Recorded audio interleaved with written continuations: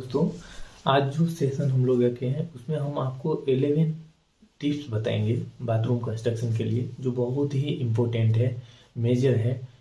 जैसा कि आपका बाथरूम का साइज कितना होना चाहिए, बाथरूम के लिए आपका मिनिमम स्पेस रिक्वायर्ड कितना होता है, उसके साथ आपको एक टॉयलेट बनाने के लिए मिनिमम कितना एरिया चाहिए, साथ में आपका वाटर प्रूफिंग क्या होता है, वॉल टाइलिंग क्या होता है, वाटर प्रूफिंग क्यों करते हैं, साइज ऑफ टाइल कितना रखना चाहिए, उसके बाद जो है जो फ्लोर लेवल है रूम का और टॉयलेट का उसके बीच कितना डिफरेंस होना चाहिए, पैटर्न कैसा रखना चाहिए। इसके साथ साथ आपको हम लोग ये भी बताएंगे कि बाथरूम के लिए हमें पार्टीशनिंग अंदर मीन्स एक साथ बाथरूम प्लस टॉयलेट कैसे बना सकते हैं। तो आइए देखते हैं। आज फिर हम आ गए हैं एक नए सेशन के साथ आप लोगों के लिए, जिसमें हम लोग 11 टिप बताएंगे फॉर बाथरूम और टॉयलेट कंस्ट्रक्शन के लिए कि क्या क्या है। तो 1 बाय 1 देखते हैं। आइए, पहला है वेंटिलेशन। नंबर 1 हम लोग वेंटिलेशन के बारे में जानेंगे। वेंटिलेशन ये क्यों जरूरी है टॉयलेट के लिए, बाथरूम के लिए। तो इसका जो साइज है जनरली जो हम लोग रखते हैं वो आपको हम यहाँ पे शो करेंगे। जो बेसिक कंसेप्ट है वो बताएंगे आपको। तो जनरल साइज जो है वो है आपका 488 mm by 610 mm, 488 mm by 610 mm। अगर आप इसको कन्वर्ट करेंगे तो फीट में, इंच में, तो ये 1 फीट 6 इंच बाय 610 mm है, तो ये आपका 2 फीट हो जाएगा। ये होगा 2 फीट। नंबर 1 में। नंबर 2 में वाटर प्रूफिंग कंपाउंड के बारे में जानेंगे। नंबर 2 वाटर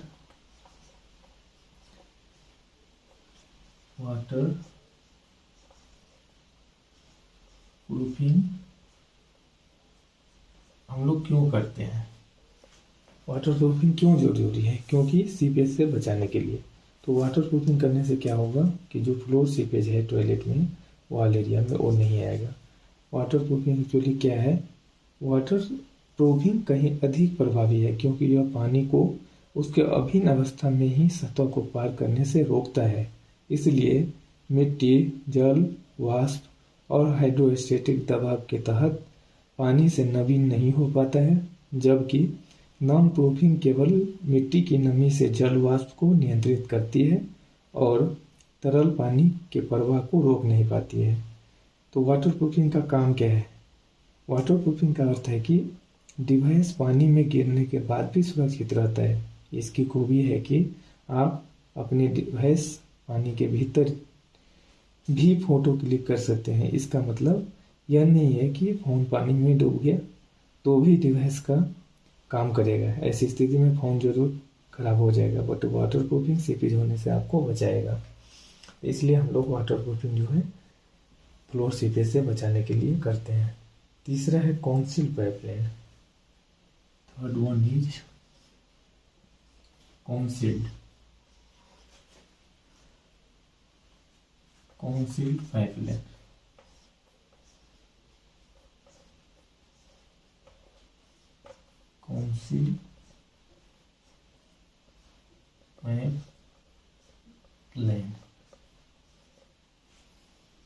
कॉन्सील्ड पाइपलाइन ये हम लोग क्यों करते हैं? To protect, to prevent from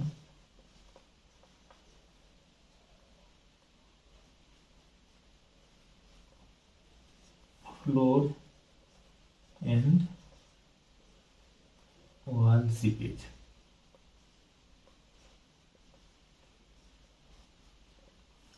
अब इसमें है आपका कॉन्सील्ड पाइपलाइन। कॉन्सील्ड पाइपलाइन जो है वो हम लोग क्यों करते हैं, क्यों करना चाहिए और इससे आपको फायदा क्या क्या होता है।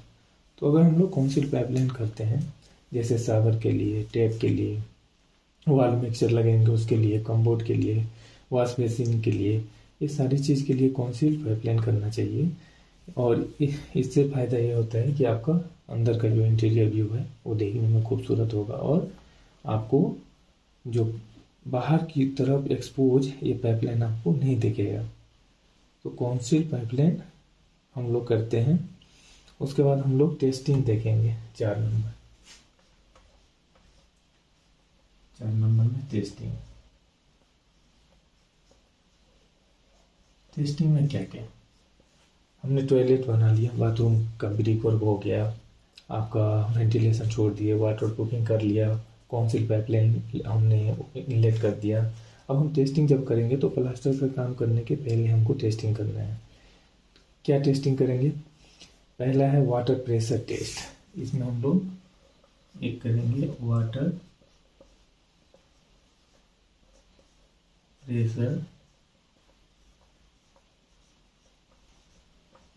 Pressure test. और सेकेंड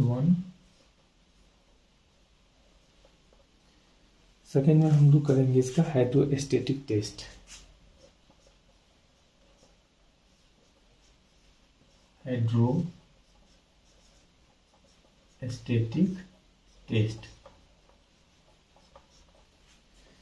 ये दोनों टेस्ट करेंगे। और ये दोनों टेस्ट में जनरली क्या किया जाता है कि पानी फिल करके वाटर प्रेशर टेस्ट के लिए पहले पानी फिल कर दिया जाता है, उसमें इक्विपमेंट लगा रहता है और उसके साथ हम लोग प्रेशर देते हैं। और प्रेशर देने के बाद जो है कहीं से पाइप में कहीं भी आपका कोई लीकेज ना पा जाए, जैसे कि जॉइंट में जहाँ पे आप सीलेंट यूज करके पाइप को लगाए हैं, जहाँ पे टी सेक्शन पे जहाँ पे आपको पाइप का कनेक्शन है वहाँ पे तो कोई लीकेज नहीं आ रहा है। तो हाइड्रोस्टेटिक परीक्षण इसका उपयोग इसलिए किया जाता है क्योंकि पाइपलाइन या अनदबाव युक्त बुनियादी ढांचे की संरचनात्मक अखंडता का मूल्यांकन करने के लिए किया जाता है। परीक्षण के दौरान पाइप को पानी से भर दिया जाता है और पानी का दबाव बढ़ा दिया जाता है। एक निश्चित अवधि के लिए रोक कर रखा जाता है और फिर छोड़ दिया जाता है। छोड़ देने के बाद हमें जिस एरिया में ये टेस्ट परीक्षण किए हैं उस एरिया का जितने भी पाइप लेइंग किया गया है सभी के जॉइंट को चेक करते हैं कि पानी तो लीकेज नहीं हो रहा है। फिर हम लोग हाइड्रोस्टेटिक परीक्षण किसके लिए प्रयोग किया जाता है? हाइड्रोस्टेटिक परीक्षण एक दबाव आधारित तकनीक है जिसका उपयोग piping system, gas cylinder, boiler घटकों और अन्य सभी प्रकार के दबाव वाहिकाओं और की अखंडता का परीक्षण करने के लिए किया जाता है। हाइड्रो परीक्षण आमतौर पर मरम्मत और डाउन टाइम के बाद किया जाता है ताकि यह निर्धारित किया जा सके कि आइटम फिर से उपयोग में आने पर ठीक से काम करेंगे।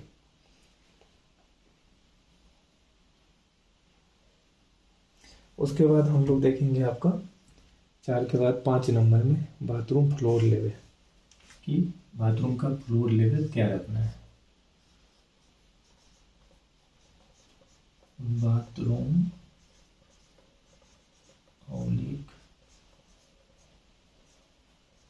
Toilet floor level.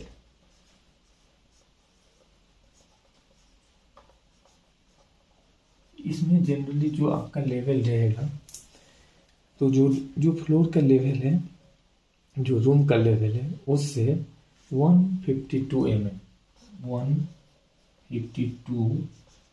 mm आपको क्या करना है? डाउन रखना है। अगर आप इंच में देखेंगे तो हाफ इंच होता है, हाफ इंच आपको क्या करना है? डाउन रहेगा। किससे डाउन रहेगा? आपका जो रूम का फ्लोर लेवल है, down from room floor level.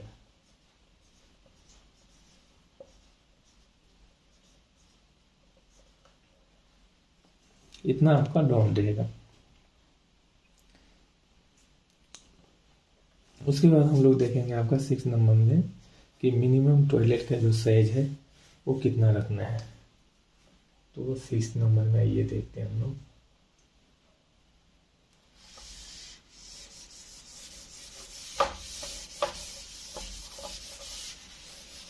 इस नंबर में हम लोग देखेंगे minimum toilet size.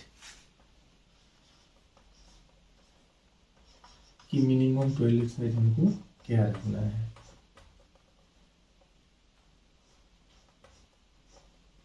Minimum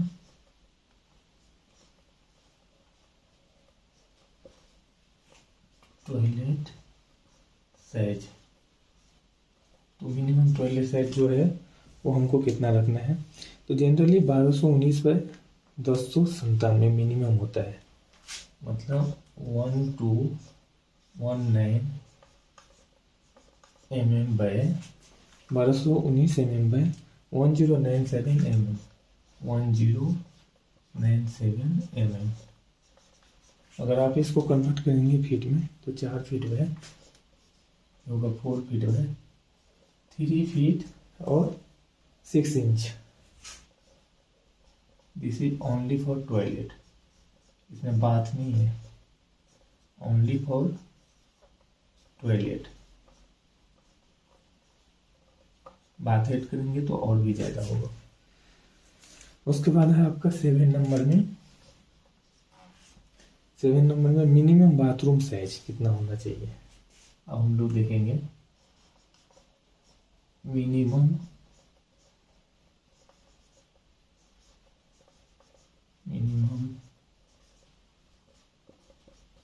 bathroom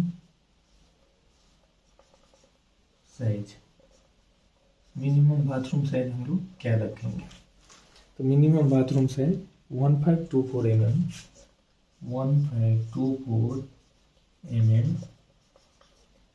bye 1219 mm, 1219 mm ये रखा जाता है। अगर आप फीट में कन्वर्सन करेंगे तो 5 फीट बाय ये हो जाएगा आपका 5 फीट बाय 4 फीट का। ये आपका बाथरूम के लिए, फॉर बाथरूम।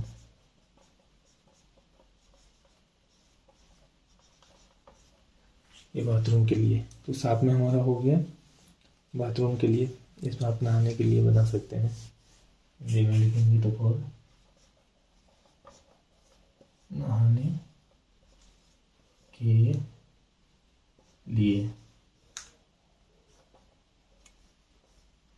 ठीक है, तो 6 नंबर तक हम लोग देख लिए, 7 नंबर भी हो गया। अब 8 में हम लोग कि मिनिमम अटैच टॉयलेट और बाथरूम दोनों के लिए क्या साइज रहेगा, तो हम देखेंगे।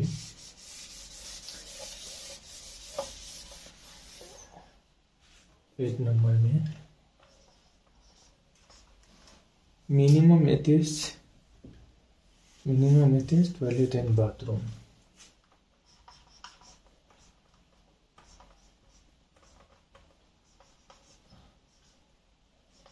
मिनिमम साइज फॉर अटैच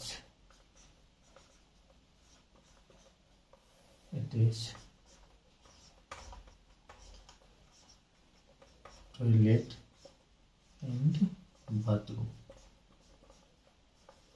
तो इसके लिए हम लोग मिनिमम साइज जो है वो कितना रखेंगे, तो ये जनरली 1433 mm, 1433 बाय आप जो है 1433 बाय 1433 रख सकते हैं।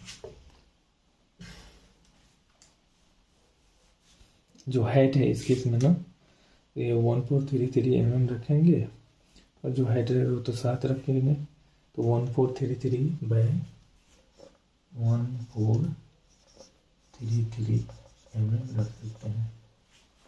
मीन्स फीट में कन्वर्सन होगा 4 feet 7 inch, 4 feet 7 inch by 4 feet 7 inch.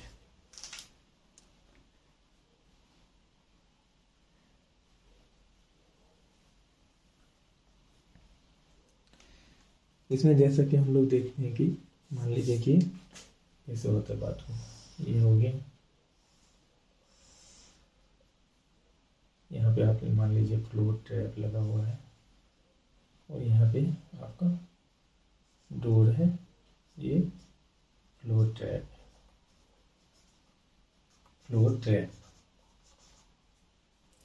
तो इसमें क्या होता है कि यहाँ पे इतना, मान लीजिए अगर यहाँ यहाँ या यहाँ कमबोर्ड लगा दिया, यह है कमबोर्ड,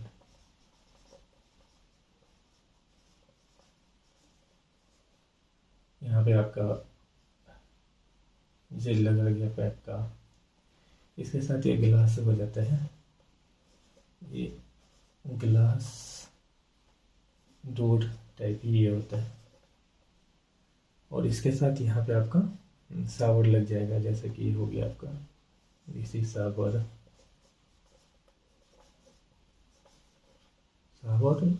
और इंक्लूडिंग आपका शावर इंक्लूडिंग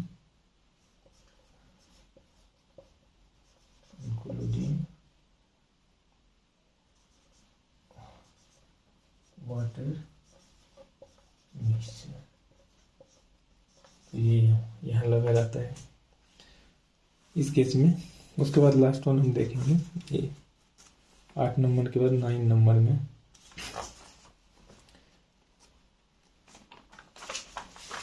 नौ नंबर में होगा आपका bathroom floor selection.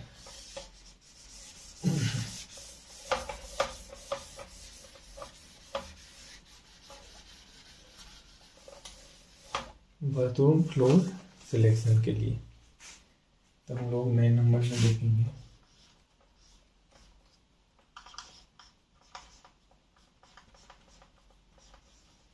Bathroom floor tiles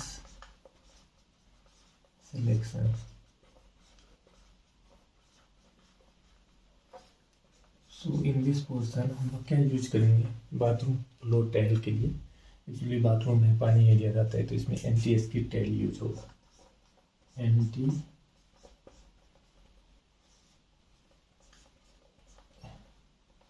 skid tiles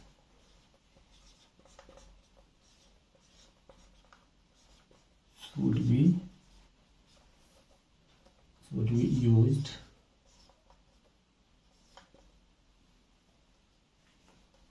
to avoid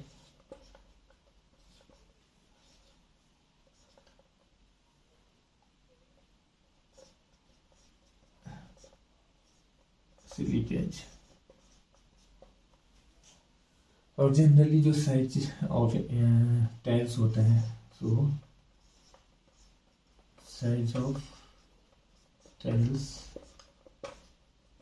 वो आप 600 by 600 mm का यूज कर सकते हैं।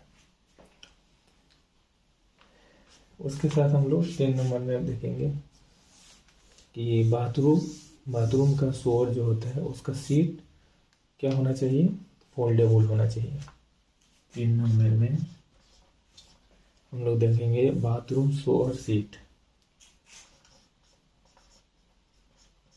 बाथरूम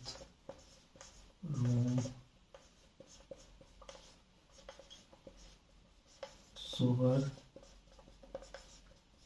सीट फोल्डेबल होना चाहिए।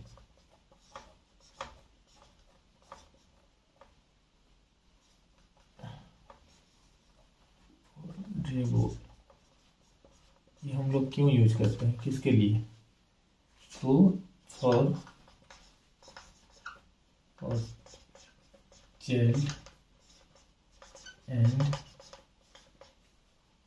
And senior citizen.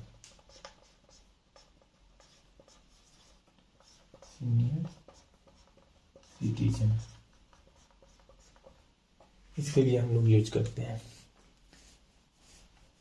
अब 11 नंबर में कि पैटर्न कैसा रखना है, ये देखते हैं कि पैटर्न कैसा रखना है आपको। So about the pattern 11 number में है कि हम लोग पैटर्न कैसा रखेंगे।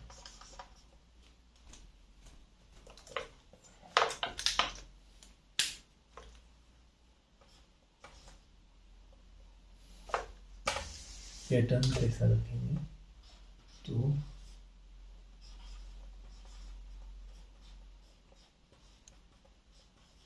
पैटर्न, हम लोग पैटर्न के बारे में देखेंगे।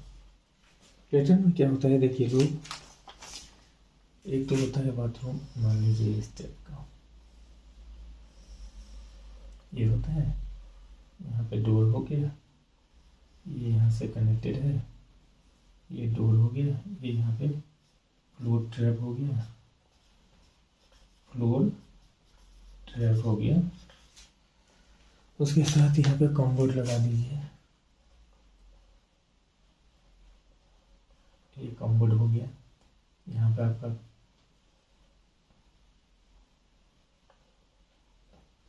वाटर के लिए शॉवर हो गया। उसके साथ यहाँ पे आप क्या कर सकते हैं, यहाँ से एक तो इस टाइप का हो गया, फिर आप इधर में लगा लीजिए, शॉवर लगाइए, इसी में आप यहाँ पे मान लीजिए वाटर मिक्सचर लगाइए।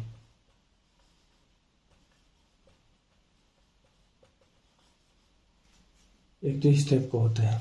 दूसरा होता है, जैसा कि हमने पहले भी बताया था, कि आप ये ले लीजिए टॉयलेट, ये हो गया डोर, ये हो गया आपका फ्लोर ट्रैप,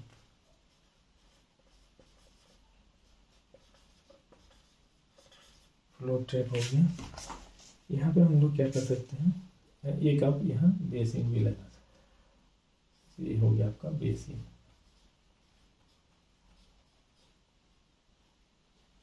बेसिन हो गया। तो यहाँ पे हम लोग क्या कर सकते हैं, दो पार्ट में डिवाइड कर देते हैं। ये हो गया ग्लास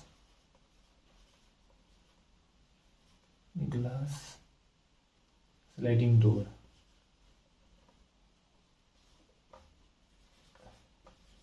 ग्लास स्लाइडिंग डोर। अब इस पार्ट में हम लोग नहाने का अरेंजमेंट रखेंगे। जैसे यहाँ पे आपने लगा दिया शावर, वॉल मिक्सचर, ये मान लीजिए शावर है, this one is called wall mixture.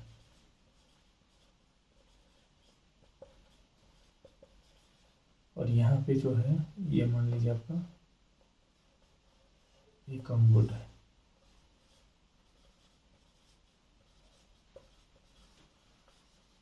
Commode हो गया। और यहाँ पे आपका इनलेट के लिए pipe, water outlet, water use for washing.